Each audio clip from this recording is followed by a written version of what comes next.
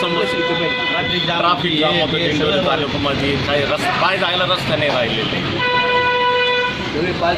आणि रामदास चारोस्कर हे नगरपंचायतींची सत्ता आहे, तर ते तुम्हाला वाटतं ते उमेदवार म्हणून चालतील? मग चालतील ना.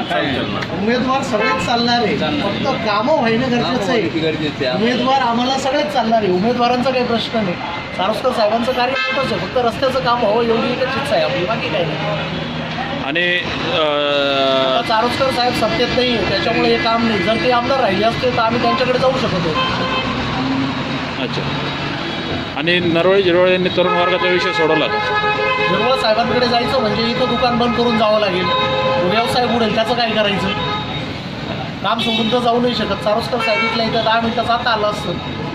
आणि आपले धनराज महाले सरपंच सत्तेत नाही आहे, त्यांच्याबद्दल काय बोलायचं?